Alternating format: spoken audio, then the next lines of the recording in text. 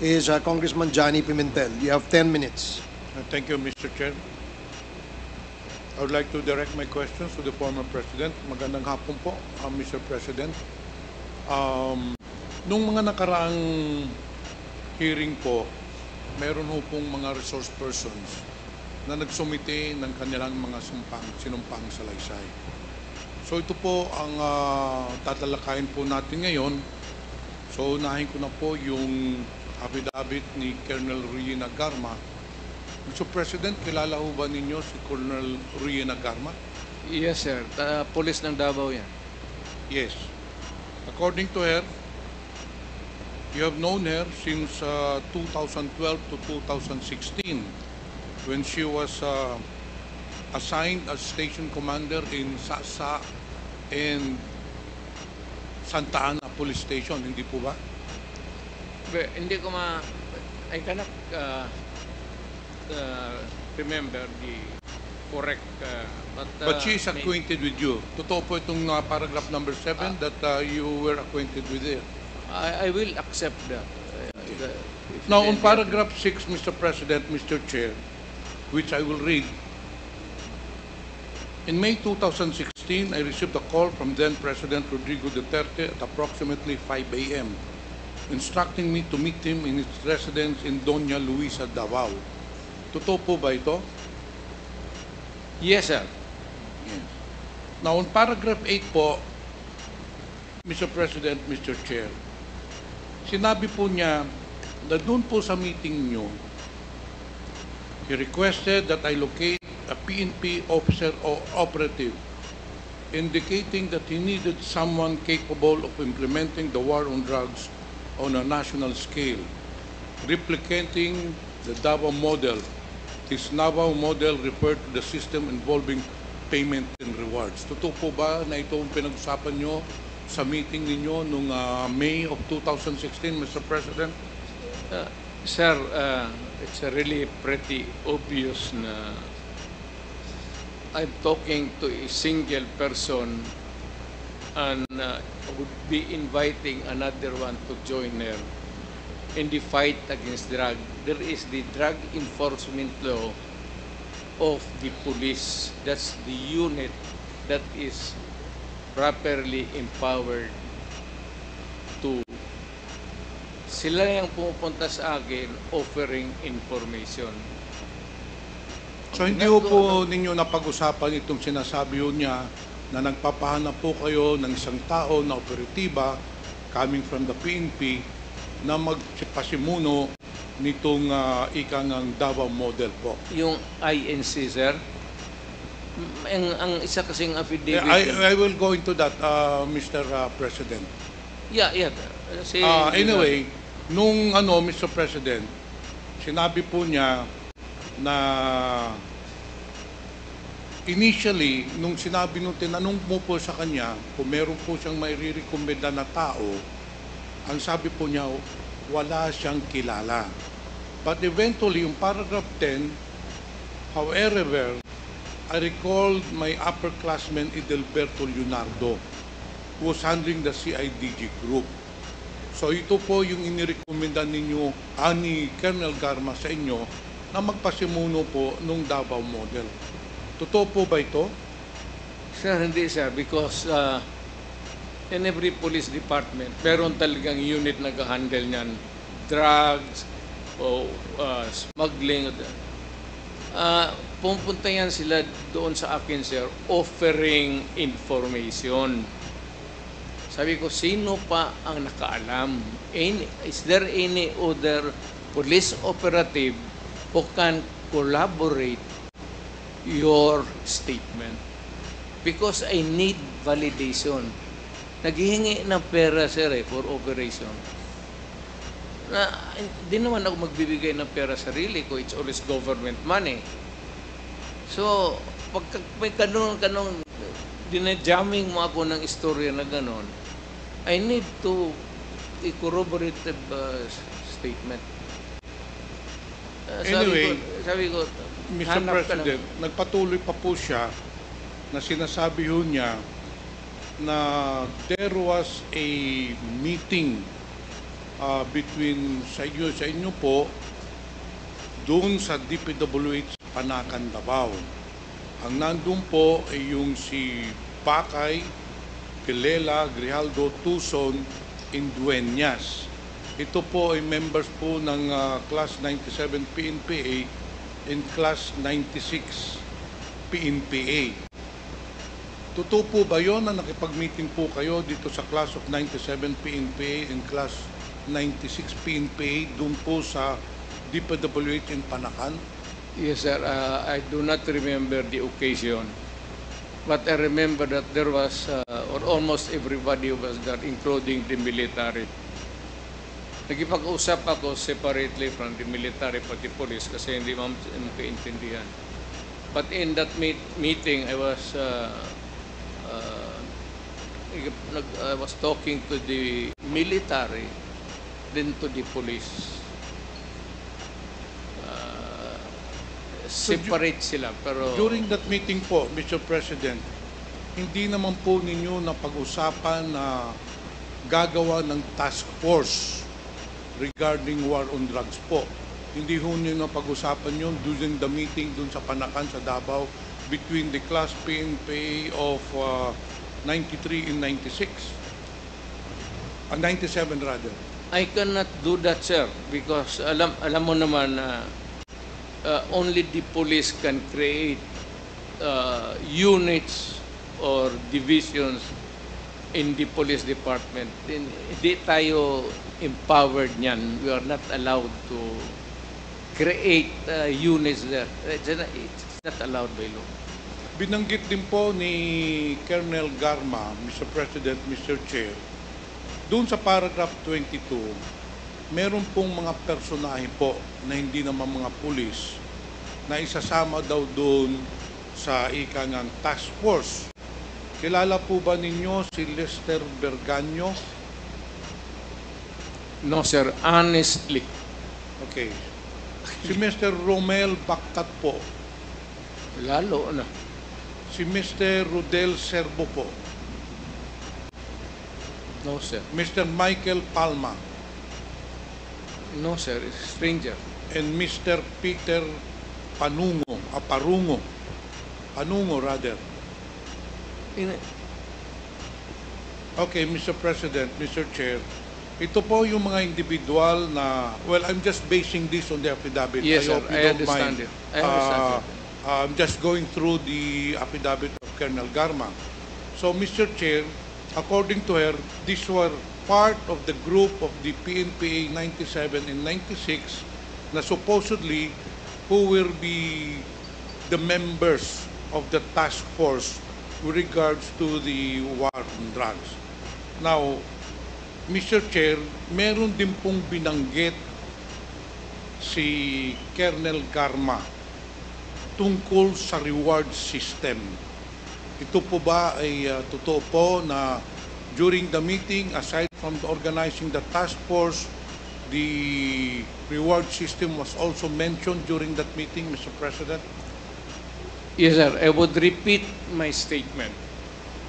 If there is a police operation that would need money, at lahat, alam naman ng lahat tayo dito sa gobyerno, there is no ready money for instant, there is an incident of kidnapping and there's a hot pursuit going on, naghahabulan sila, sir. Kailangan nila ng gasolina, pati pera. Nagbibigay tayo ng pera. I pro-police talaga ako. Kaya ako rin nagturo talaga sa police kasi police, pro-police ako. Alam ng Pilipinas yan. Okay, thank you, Mr. President. Nagsumiti rin po si Ruin Garma ng supplemental affidavit. Doon pa sa supplemental affidavit niya, sa paragraph 5, and I will read, I became aware of the so-called Davao Death Squad through various sources during my assignment in Davao. It was common knowledge among officers that almost all station commanders had special teams designated for specific operations. Although I did not know the identities of these teams, a culture of silence prevailed among police officers in Davao regarding such matters. Pinatutuhanan po ba ninyo itong aligasyon ni Colonel Garma na mayroong Davao Death Squad? Sir, kung meron man, walang pangalan at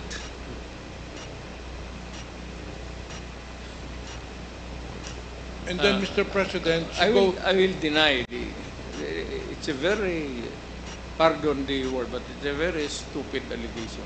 Okay, Mr. President. Now, on paragraph 17, dun sa supplemental budget niya, she goes on to mention, kasi binanggit na po niya na may reward system nga dun sa Davao. She also mentioned the Davao Death Sir, Squad. Kasi hindi mo kasi ako binigyan ng panahon, sir. Meron talaga, sir. Meron ako, may reward. Pagka yung big crime solution kaagad, nagbibigay. Not very natural sa mayor yan, sir. That was where I was going, Mr. President. For the boys. Yes. On paragraph 17, Colonel Garma states that for the deaths of suspects, Sunny Bindoventura provided direct payments of 20,000 to station commanders with no signed documentation required. Itong si Sunny Bindoventura, kilala po pa rin ninyo? He is a policeman who was with me for almost until now, retired na for 21 years. Sometimes, tinatawag ko siya mag-drive sa akin, sir. Pero itong yung sinasabi ho, Mr. Chair, Mr. President, ni Colonel Garma, paragraph 17, na nagbibigay daw nung reward payment direkta dun sa mga station commanders na amounting to 20,000, eh si Sunny Bindoventura daw po ang nagbibigay. Totoo po ba yun? Kung tanongin mo ko, sir, hindi totoo yan. Kasi kung sabihin mo, galing ang pera sa akin, ipasa ko kay Bindoventura para ibigay doon sa station commander, that is a very long story. Ako na ang magtawag ng station commander, ako na magbigay. Okay. Mr. Chair, Mr. President, ang isa po nagbigay ng sinumpaang salaysay is si Colonel Joby Espinido. Kilala ho niyo ba ito? Yes, sir. Well, binanggit po niya doon sa paragraph 35 ng sinumpaang salaysay niya na sinumiti po noong August 25, 2024. Ito po, and I will read po.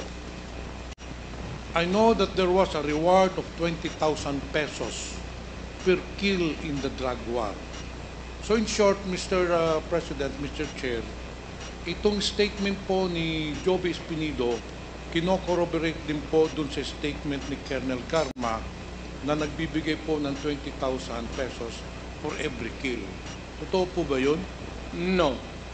Every crime that is solved, whether it is really it resulted in a killing or nahuli, sir, basta yung droga, mainit ako, sabi ko, nagbibigay ako ng reward. Pero it does not presuppose na magbayad ako ng 20,000 para patayin yung drogista. Nagbibigay ako talaga, sir, ng alam ng lahat yan. I support the police. And if, kung malaki ang nahuli nila, binibigyan ko sila ng tip for the boys. Mr. President, Mr. Chair, isa rin pong binanggit ni Joby Espinido itong operations kay Mayor Rolando Espinosa. Was the killing of Mayor Rolando Espinosa related to the operations against drugs po? No, sir. I do not even know the person. And if there's the killing, it's beyond me. He also mentioned, Mr. President, Mr. Chair, doon sa paragraph 19, sinabi po niya there was an operation po against Mayor Rinaldo Aldong Parayunog of Cosamis City. Was this also part of the war on illegal drugs, Mr. No, wala akong pakialam, sir. But I know that the Parahinogs were, patay na kasi. I do not want to, lahat na ng maisip mo na kagaguhan ng isang councilor. Actually, they served the search warrant on July 30, 2017, and after the operation, 16 people were killed in these police operations po, yung kay Paruino. This was according to the affidavit of Joby Espinilo. If it was in Davao, In Osamis po. wala akong ano yan, sir. Hindi ko na teritoryo yan. Okay, dito naman po tayo, Mr. President and Chairman, Mr. Chair. Doon po sa may nangyari pong patayan noong August 13, 2016 sa Davao Penal Colony involving 3 Chinese prisoners. Ito po yung mga Chinese na kinulong po doon sa Davao Penal Colony. Ito po yung mga Chinese chemist yata. Now, accordingly, it was an operations led by Colonel Garma, inutusan si Arthur Nasolis. Pero ang pinaka-importante po, ito po ay sinumpaang salaysay ni Colonel Jerry Padilla po. He was the superintendent at that time nung nangyari po ang patayan doon sa Dapicol. Hindi ko na po iisa-isahin to dahil marami pong magtatanong. Ang iaano ko na ho, after the killing, according to sa supplemental supplemental affidavit of Colonel Jerry Padilla, pinuntahan po niya yung mga pumatay na si Leopoldo Tan o tsaka yung si Mr. Magdararo para hulihin po doon sa selda kasi doon po pinatay sa selda yung 3 Chinese prisoners. Nung papalabas na po sila, nakaposas na po yung Chinese prisoners. According to Colonel Jerry Padilla, he received a call from you daw, congratulating him doon sa namatay na 3 Chinese, and sinabi pa raw noon ninyo, job well done. Totoo po ba yun? Hindi, sir. Hindi ko kilala yung tao. I would never talk to a stranger, lalo na yung mga ganun. It's not only, it's dangerous. I would only talk about these things, about yung killing, to a few confident. But they're all sa taas, sa police officer. And I would just give the direction. But sometimes I say that kung lumaban, patay na lang ninyo. Patay, ito yan ang totoo, sabi ko. Pag lumaban, patay na ninyo para tapos na. Kasi kung makakulong, kalabas yan, problema na naman. Mabuti lang sana kung ordinaryo nga. Pero kung magkaso na rape, magnakaw, tapos patayin pa, sir, medyo talagang mainit naman yan. Sabi ko, pag-prank ka na lang ako before the nation. Alam ng lahat ng police, pati NBI, mainit talaga ako. Hanapan ninyo. Kaya sabi ko, kung may mga baril yan, bunutin. Meaning to say, make a scene na kailangan, pag sabi mo, arestado ka, padruhin mo una ng baril, at barilin mo, patayin mo na para wala na akong hold upper na hahanapin pa bukas.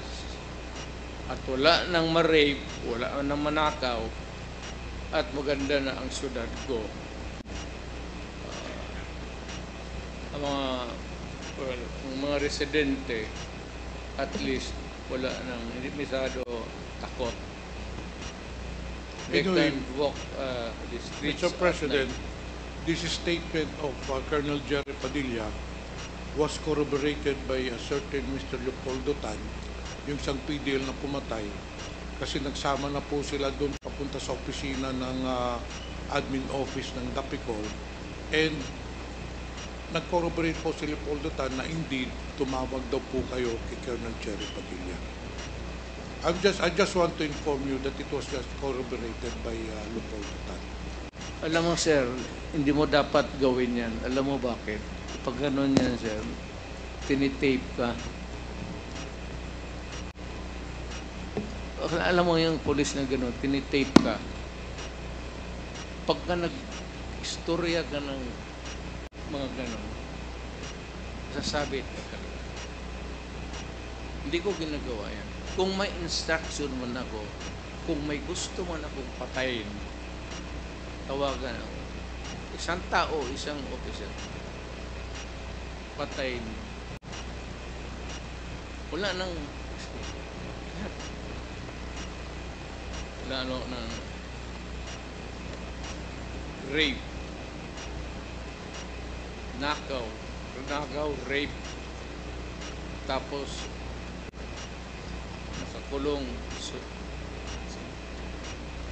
Thank you, Tapos, Mr. President. Thank you, Mr. Chair. I have no further questions. Salamat. Thank you,